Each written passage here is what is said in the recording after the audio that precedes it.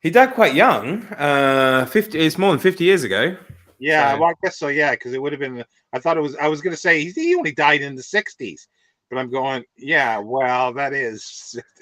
he only died in the 60s. Yeah. But it did. That doesn't seem like it's 50 years ago.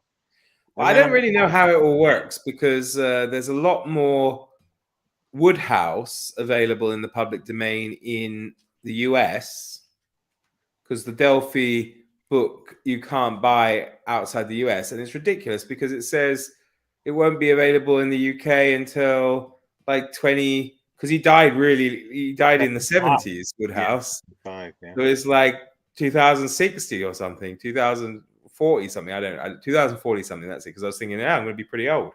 So Well, I've got it all here in a cupboard. I've got 90 some of his novels. yeah, I haven't though. I haven't shown those. I bought them all because once I think they started in about 2005, and it's the Everyman. yeah, the Everyman Woodhouse, the Bollinger series or something like that. Or Bollinger. The Bollinger series. Oh dear. Yeah. No, I mean it's an interesting thing, the public domain. I think. It's very useful for bringing to attention a lot of things that have been forgotten, or probably a few of them rightly forgotten, maybe. But it's just a shame that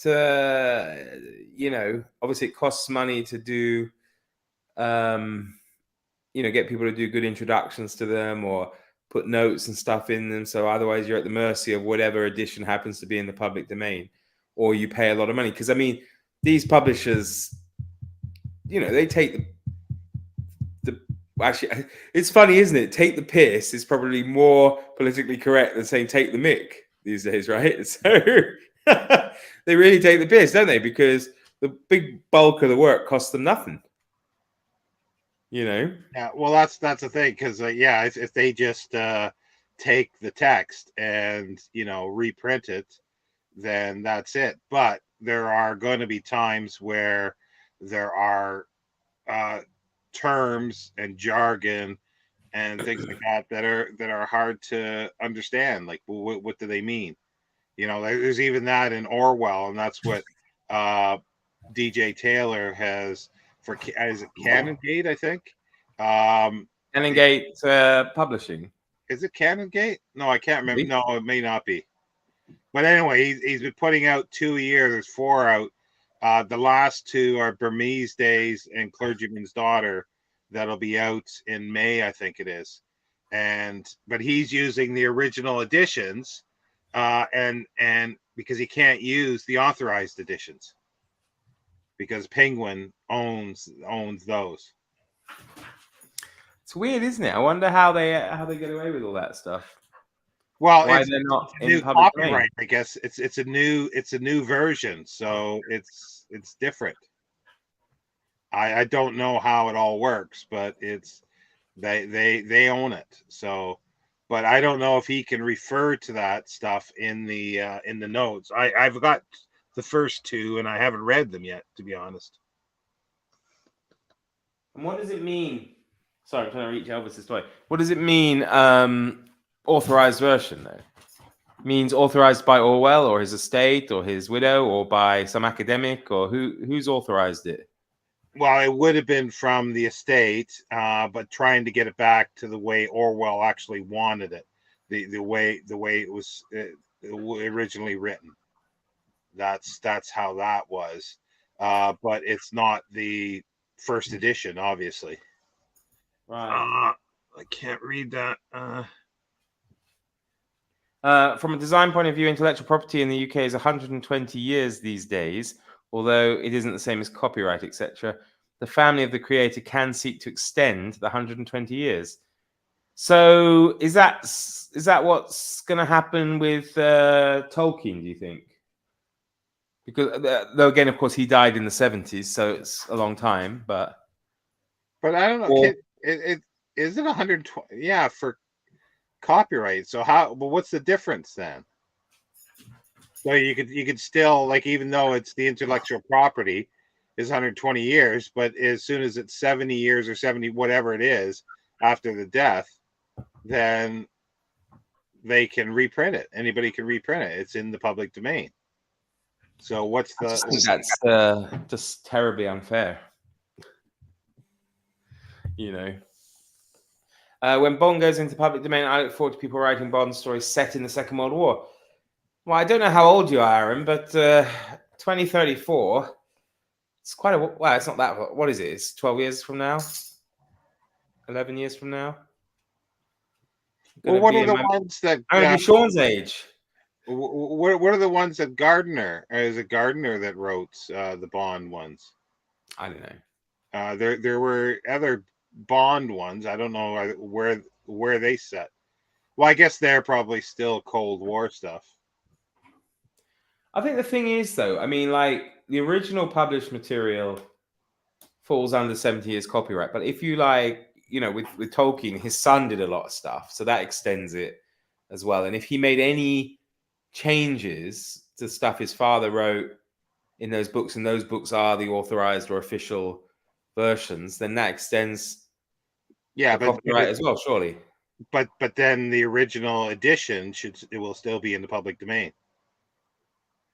Yeah, but it's not the one that, you know, if you get the public to believe that this is the authorized one, you're just going to think, oh, the rest of it's crap, right? Yeah, but that's the way that, like I say, with the Orwell, because how many Orwells are out there now? Your the publisher you're starting to buy has a bunch of Orwell as well, and those are all going to be the first edition ones.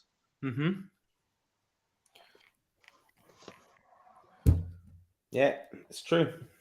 And like I saw, I don't know when, is it this year or next year or whatever it is, the final Sherlock Holmes story should be coming in. Came out on 1st January this year. Did they? Okay. Yeah. So that's also now in the public domain. So yeah, that's it for Sherlock Holmes. So people can now write stuff. Who was benefiting? Well, I mean, who was benefiting from that? I mean, did Doyle have relatives that were still receiving receiving royalties from it then, or was it just the publishers? There was Adrian Doyle, I think, that did some stuff. So it'll be descendants. And to me, it sort of makes sense that, you know, like somebody's writing something and, you know, their children or maybe their grandchildren can, you know, benefit from that. But once you get too far away, it's like, yeah, it's a little too much. And then if it's squashing getting it out there, it's a bit like monarchy, Sean, isn't it? You know, after these 1,000 years, it's enough's enough, really. It's taking the mick. The piss, whatever's better, I don't know. What have we got there? Parlabane, IBAC. There's James Bond fanfic. So it seems anyone can write a story. Perhaps it's only a problem if they monetize it. Yeah, I think that's true. I think with fan fiction, you can do a lot of stuff, and there's like probably authorized channels maybe where you can do it. Aaron's got a note there as well. A comment: the Gardner and Raymond Benson are continuity novels put out by the Fleming estate. They're all right, but clearly more influenced by films than Fleming. The Soviets are rarely the villains. Yeah, because I've never read. Well, I've never read a James Bond book. I've never read any of the novels. I did years and years ago. I read, I think, Dr. No and From Russia with Love. But I really would love to read all of them. They're pretty short, so you could probably. How many are there? Not that many. I think there's maybe 9. So you could knock them off in just over 10, a week. 11, maybe. I don't know. It's not. I don't think it's as many. You know, we're thrown out by how many there are because of obviously the number of films, but there are not that many books. So yeah, but I remember enjoying them. You know, and you're right, they are short. So maybe that's something we could do later this year or next year. Well, I don't know about this year, but a Bondathon. Bondathon, yeah, or a Flemathon. Flemathon. I like that. Yeah, Flemathon. It does seem like really the just the standard procedure, just to add thon to something. Could be fun to come up with the most ridiculous thons. I think Flemathon is definitely a good one. What's Parlabane saying? Right? Sorry? What's Parlabane saying there? I can't. 13 Bond novels. Planning to read them this month. Planning to read all of them this month, in a month. Bond in a month. The Flemont. Flemathon. Flemathon month. Flemathon month. Jesus. Well, you are a little naughty today, aren't you? A bonded. What sound are you saying? A bonded Flemathon. Yeah, there we go. Yeah, but we a bondage Flemathon. Yeah. Well, we got. Remember, we have next year. Or you're doing anyway. Is what's his name? Michener 24. That's right. Michener 24. Sign up now. Mitchathon. Mitchathon. Yeah. Yeah, because I've been actually looking at ones, and there could almost be 10 that I want to actually read. I don't think I want to read them all, but there's ones I want to reread. I just saw on my shelf I've got Covenant and Space in hardcover, but I need to get the rest.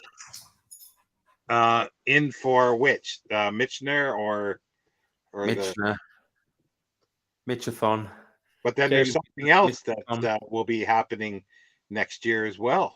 Yeah, that's rubbish. Michenerthon's better. Yeah, but it can be combined with at least one of them. True.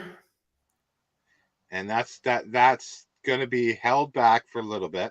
There will be some lives over this year in each quarter. I'm hopefully that will sort of soften people up for it. Cootathon. What? Cootathon. Yeah. I was wondering what had happened to this gentleman. Well, gentleman's probably a bit loose, but boy, you are a little naughty today, aren't you? I came into the bedroom, talk between our hosts. How about Happy New Year to you, Steve. Yeah. They are worth reading. From Russia with Love is the best, and Moonraker is the most, I was going to say cinematic, which is what makes the film version so dire, as it's got bugger all in common other than Drax's name. Yeah, I mean, it's a bit cheesy 70s. Or is it early 80s? No, it's late 70s. No, 70s. It's either that I can't remember which the first film I seen in a theater in a cinema. It's either Moonraker or the first Superman film, because I had to drive about 130 miles to a cinema, so never got to see films. You never got to see films because you had to drive 200 miles to watch them? Well, 200 and some back and forth, there and back. Yeah.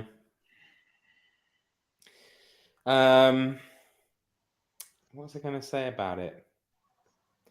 No, I don't know. The films, yeah, I'm not sure. I liked some of them, but I definitely have. They can get too much. I think To Russia with Love was the last one I ever saw. I think it's like the second one they made. So no, it's not.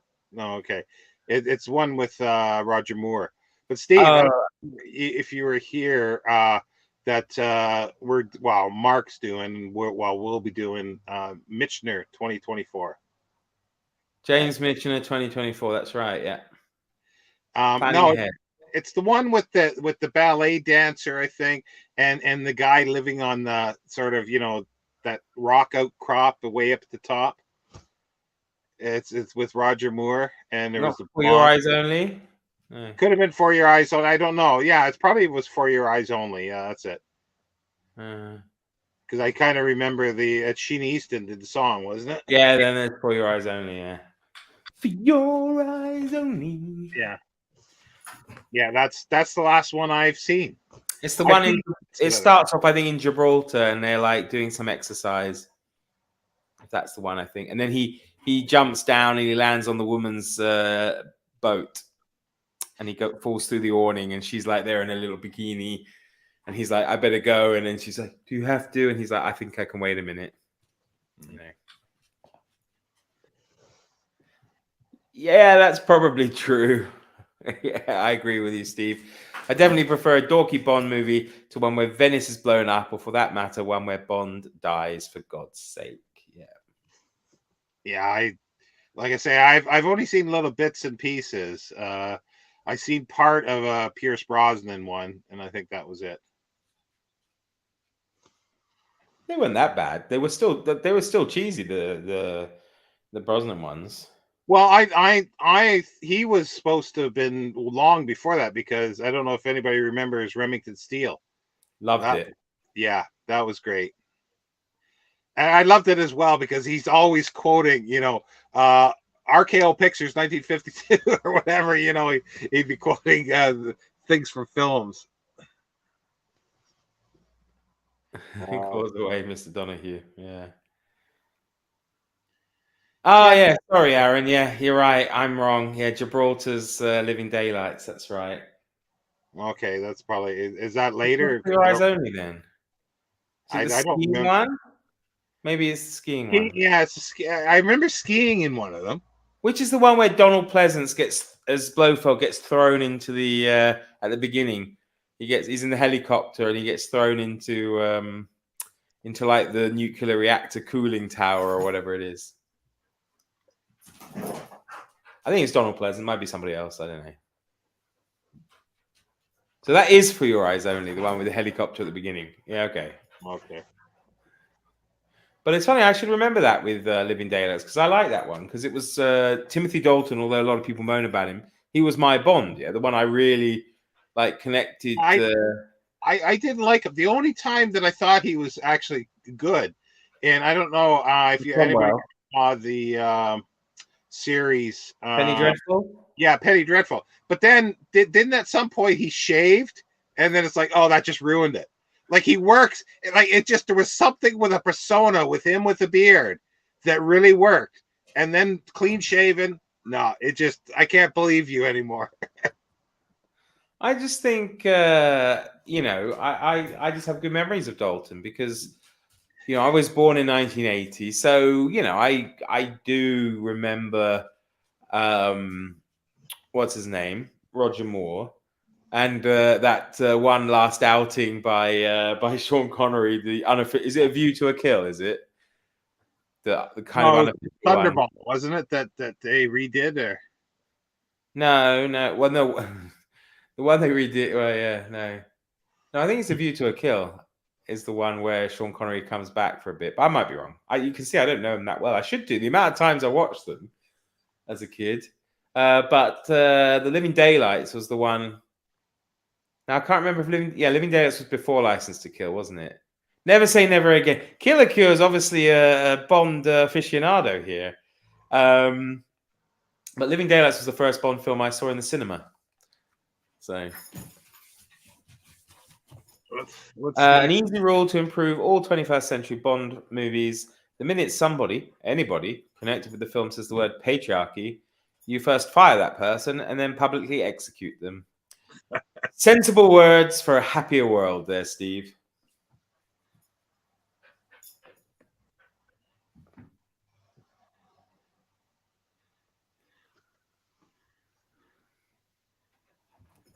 Yeah. Yeah. Yeah, because I remember, I think that was the last one, but I did see some in the 80s. I can't remember when that was the last one. I would have swore that the For Your Eyes Only was late 80s, but it's probably not. For Your Eyes Only, I think he's either early 80s, maybe. It's the last one I've seen, period. And I did see it in the cinema. Alexa, when was the Bond film For Your Eyes Only? From jakearchibald.com. For Your Eyes Only is a 1981 spy film and the 12th in the James Bond series produced by Ian Productions, and the 5th to star Roger Moore as the fictional MI6 agent James Bond. You got that? Yeah. 1981. So a while ago.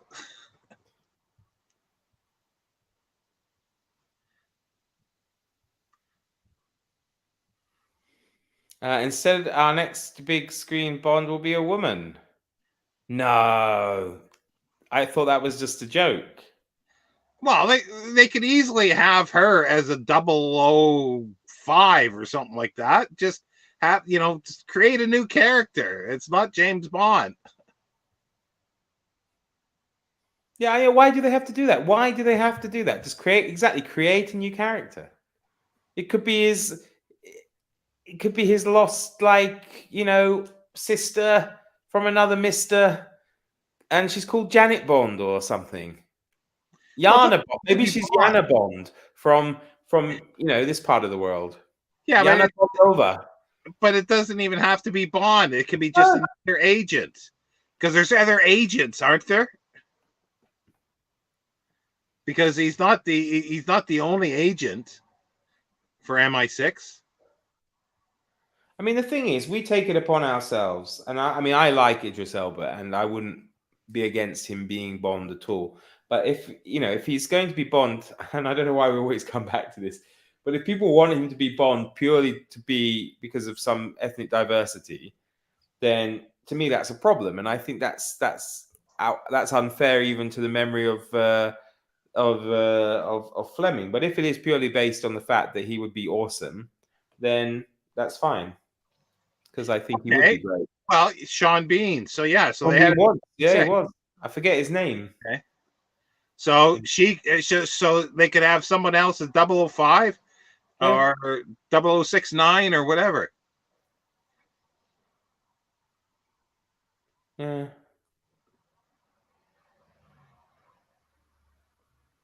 Modesty Blaze.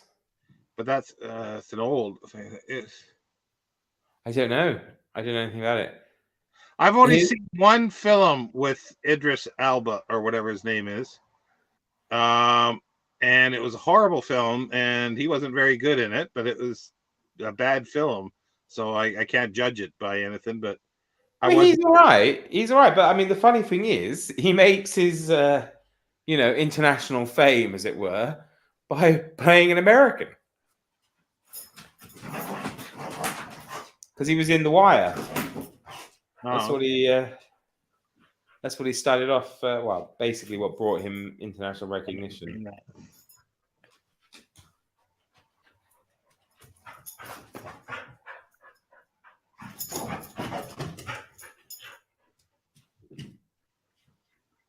Yeah, I think that's true, Steve. I think people would see him as a good.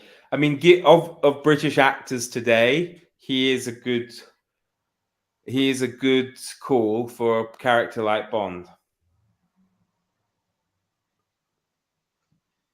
I always thought Daniel Craig just looked like a Ponce every time I see. Is it Daniel Craig that's been doing him?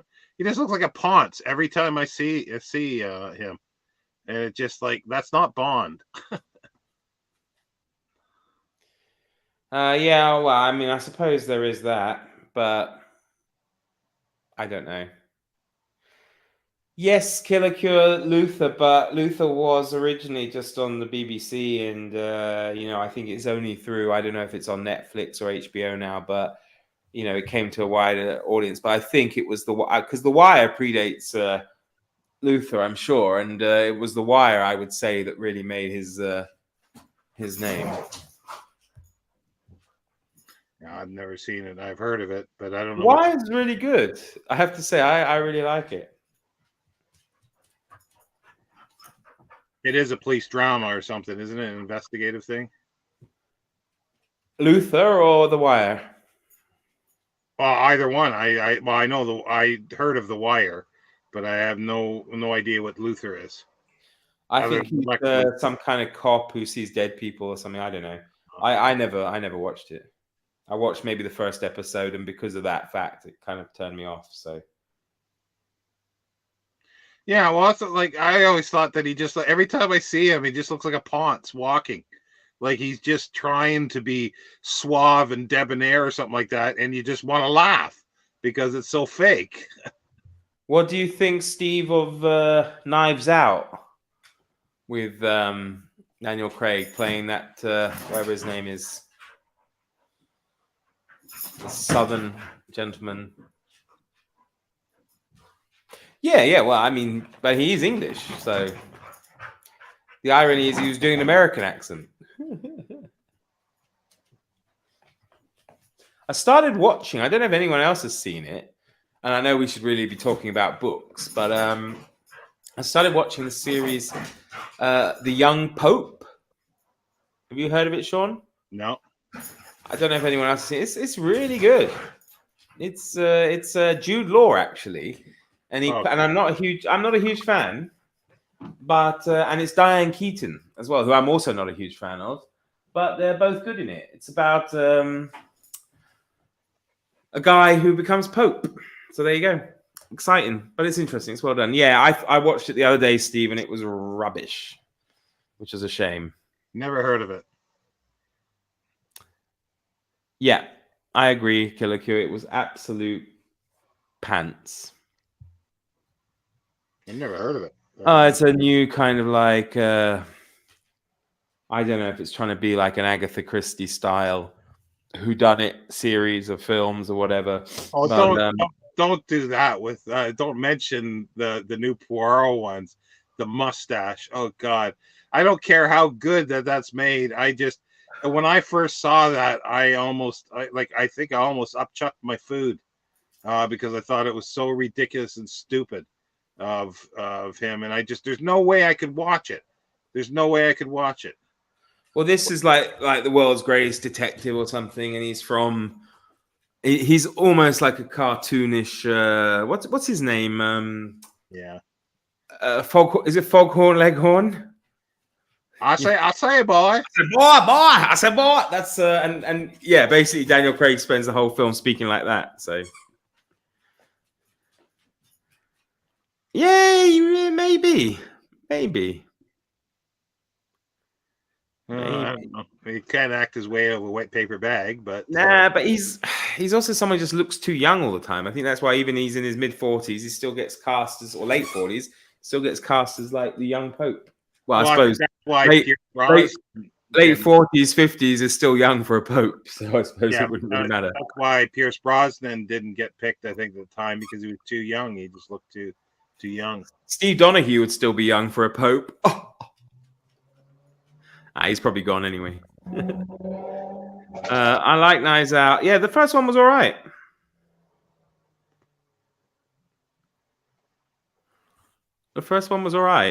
It was quite, which is why I watched the second one, but the second one was extremely disappointing. So I always laugh at Steve's handle on this because I guess he's ST Donahue, isn't he? So it's like the ST from Steve, I'm guessing, unless he's got T in his middle name. But of course, it looks like Saint. I always read it as Saint Donahue. Well, that's what he wants, but it's also STD. Yeah. That's true. I'm just saying. That's true. Yeah. That's the downside of having that.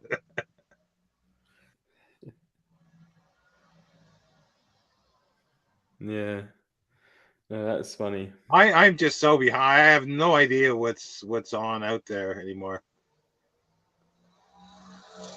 You don't watch anything modern at all?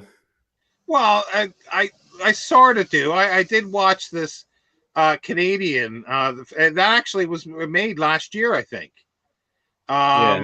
It was set in Canada, but it was the same people that made The Crown, I think. That was for Amazon. It's called Three Pines. And it was quite compelling. The acting wasn't the greatest, and some of the stories were a bit iffy, but I liked what they did. Yeah. I was just looking at his license to kill. I was thinking of the STD thing and then the license to kill. So I was like, yeah. So what was the problem with it then? Well, no, it's just it's sort of the typical Canadian thing. It's not the greatest, like acting and the storyline a little bit, but you know, it's okay. But yeah, Holly and Ivy is fabulous.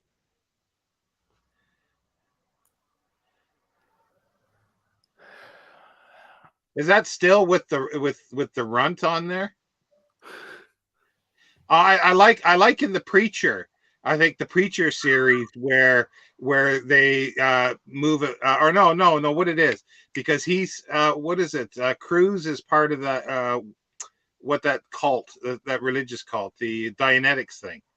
Yeah, Scientology.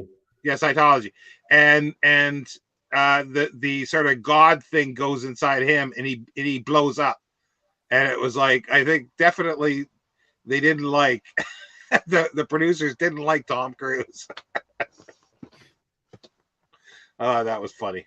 Anyway, that was the best scene for Tom Cruise has ever done, I think. Yeah, I was thinking something about Tom Cruise. I didn't mind the second Top Gun film. I watched that in the cinema. It was kind of good fun. It took me a long time because everybody was talking about Top Gun. I'm going, why have they re-released that horrible film? And then I find out there's a second one. I'm going, oh God. Like I saw that in the cinema and I just couldn't believe all it was a 2.5 hour or whatever it was commercial for the Navy. That's all it was.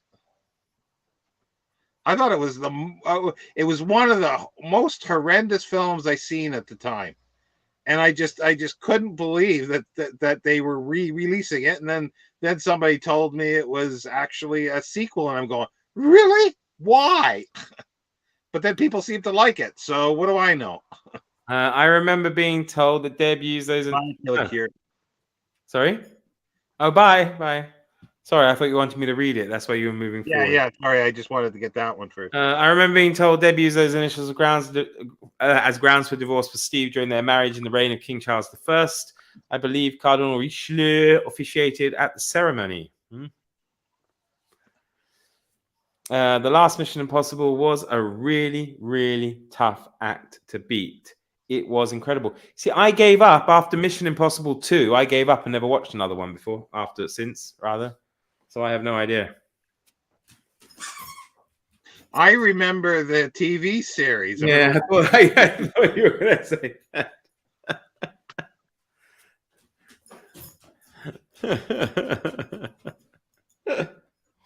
Oh dear.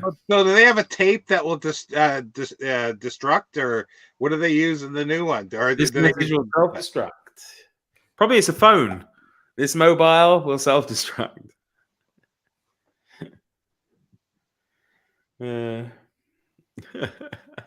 So Freeman agrees with Steve.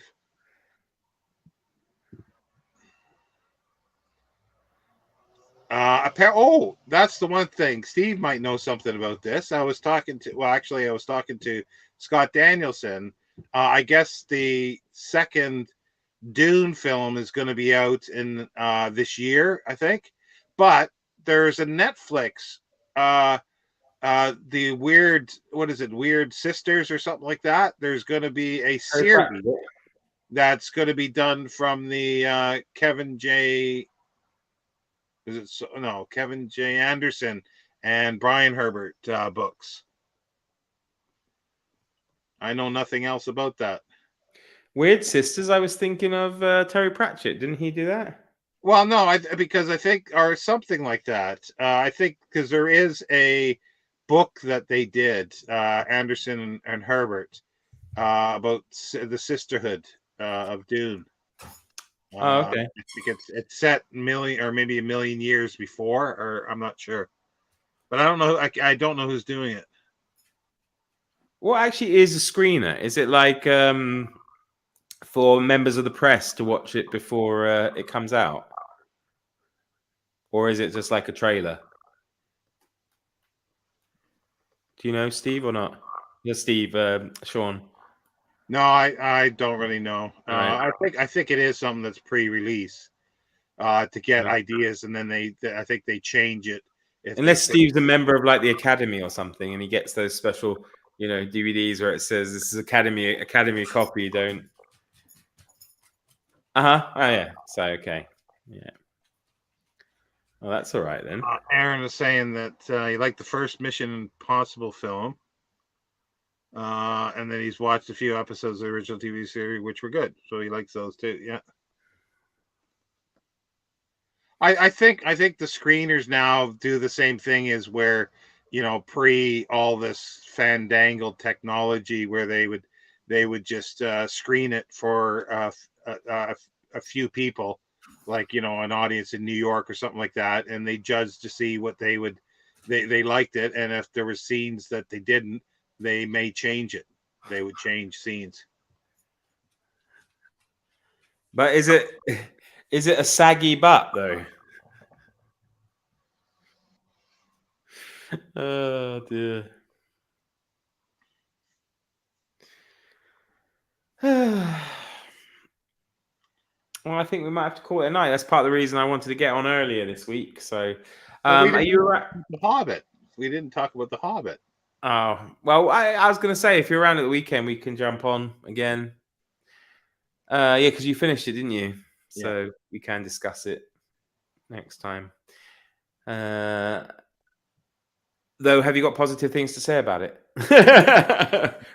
Give us a trailer for the next episode. There's some okay things. Some redeeming features, yeah. Friends probably tell me they're gonna love the new Dune movie. Okay, you mean the second part? Is it? Are they doing a trilogy, or is it just a duology for the film? Or are they doing like the? Or are they doing the Lord of the Rings style? Oh, okay. Now, if they can do that with the Rings of Power, Steve, you'll be happy, right? I'm waiting until that comes out on DVD or Blu-ray, and I'll get it and watch it. What? Dune. No interest in Rings of Power. No interest in that stuff. But you're such a Tolkien fan. I don't get it.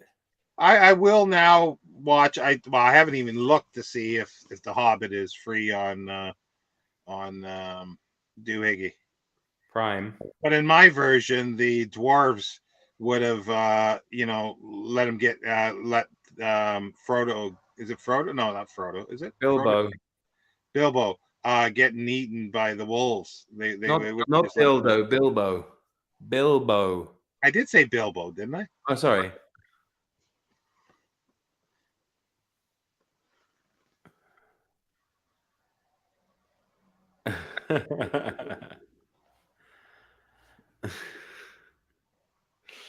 Well, they could maybe save it, Steve. They could do it where it could be like a Dallas thing, where a dream. It was just a dream, and then it starts again from where it should be. It was the best version of all that was Newhart with Bob Newhart. And the way they ended it was they ended it like the Bob Newhart show, where the lights went out, where he's in bed with Susan Plachette, his wife.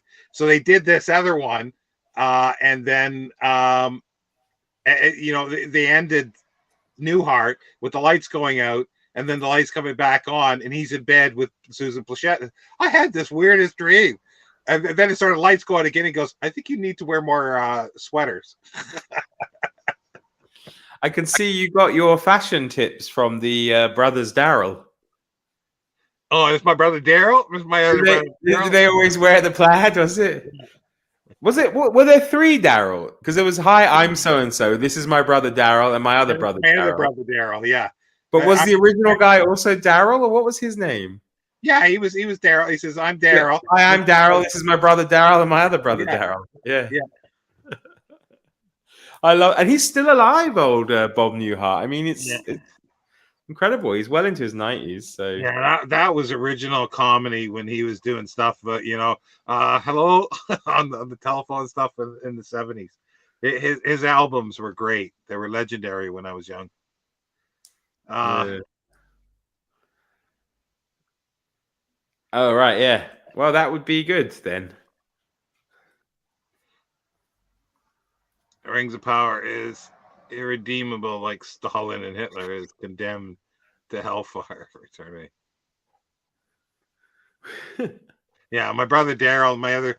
Oh, maybe he was. He wasn't Daryl. He was. That's what I mean. I can't remember his name because I could see him with the hat, with the hair. It was hi, I'm Larry. It's my brother Daryl. Larry, I think it was. I'm Larry. It's my brother Daryl. My other brother Daryl. Yeah, you could be right. Yeah, I think that was it. Yeah. It was so good. I always think of Mark Richardson though when I watch that because it was in Vermont, was it, or in? Well, in New England somewhere. Tom Postman's character, the handyman's character. Yeah. And what was his name in that? Lou? No. I remember. It's Tom Postman. Yeah. Oh, that was a really good series. That was funny. I don't know how it would hold up today, but it was fabulous at the time. You never see it. You never see it rerun. Yeah. When you think of all the syndications of everything else, I would love. Well, obviously now it would look old, but I used to think it was great. I mean, I was really young. I was like probably only like. What about another one that must have been into the 90s was Murphy Brown. Somehow I think they brought it back, but I never saw that in reruns either. Well, I was watching Seinfeld on Netflix, and it was over Christmas. I watched the episode. Did you ever watch Seinfeld, Sean? Or? No, I didn't like it. Oh, you see, I do like. But there's one episode where Kramer went on Murphy Brown, and then of course I started thinking, I wonder whatever happened to Murphy Brown. So. Because I didn't mind Kramer's character, but I couldn't stand Seinfeld, and I couldn't stand the other guy. They were just so annoying that I couldn't stand it. I found them unfunny. Like Kramer was pretty good at the time because I remember seeing one. The only scene I remember is he had this idea for a coffee table book. Yeah, I watched that like literally yesterday. And that's the only thing that I remember, and I thought that was cool. What's Steve? I like it. What's Steve saying here? Apparently, the hard reboot idea was dropped specifically because, as one of the showrunners put it, we'd get destroyed on Twitter. God help us. Well, it doesn't matter because Elon Musk runs it now, so we don't have to take it seriously, do we? Or do we? I don't know. I don't know much about Mr. Musk, to be honest. So. Anyway, everybody talks about like Twitter stuff, and like I go on there occasionally. I post something now, but I don't know what they're talking about. I don't see any of the stuff. I guess people that I've ever followed and stuff, I never see that kind of drama. And even when I was doing it, people kept talking about all this stuff, and I go, I don't see it. Like, do they search it out? I don't know. I just never saw this stuff. It never came across my my feed. Never. Well, the weird thing is I did start getting like notifications for people I wasn't following just because they were like trending. So like I had something about that guy. Who's the guy that got arrested because of Greta Thunberg's pizza tweet thing? Don't know. I don't know anything about that. I don't know. This guy got arrested. He's some kind of toxic masculinity. I don't know anything about him. So if he is, I apologize. I just don't know. And he got arrested because he got into some Twitter spat with Greta Thunberg. That's not the reason he got arrested, sorry. But because of that, the police got the idea of his location. And he's like followed by millions of people. Not as many as her, but like millions of people. And then suddenly Twitter was telling me to follow him. Or Twitter was sending me like, not suggestions to follow him, but like his latest tweet or some information about him. I'm thinking, I never subscribed to him, and I checked, and I wasn't following him. So I wondered why I got this, So. I have my notifications turned off completely. I just go on occasionally. Oh yeah, I don't think I do. That's why it surprised me even to get any. Actually, it wasn't on the notification on my phone. You know when you go into the thing, yeah. and it says what notifications, and that was like the top one. And I was thinking, well, I have no interest in this guy. I never would. Oh, I don't even know who he is. I've yet to have that pleasure. Yeah. Anyway, I'm going to have to go because I'm tired and I have to read Les Miserables, which is why I rescheduled to earlier time. Because last night I read 2 pages and literally just fell asleep. So you're reading CP Snow. Oh, you can see it that time. Yeah, it looks like Downing Street. No. So we'll talk about the hobby. Yeah. Sorry, I just want to say this is the House of Stratos. They are print on demand, and this was printed in Germany by Amazon. But I bought this about 10 years ago, and it's made better than they are today. And I've read this. This will be the 4th time reading, and look at it. It's perfect. You try to get that. It's funny that yours are printed in Germany. Mine always, and I order from Amazon Germany and have mine printed in Poland. Well, no, this was 10 years ago. I don't know where they're I think somewhere. I thought they were Czech Republic, actually. Some of them I've seen. Could be, because there's quite a good printing industry here. But I would hope they would be better quality, because we're quite good here in some ways. But yeah, we'll be back, I guess, at some point, probably over the weekend, with a little discussion on the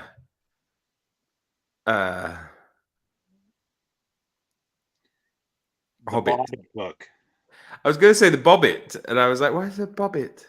Yeah, that's the guy who got his penis chopped off. Yeah, we could talk about that book too. So, all right.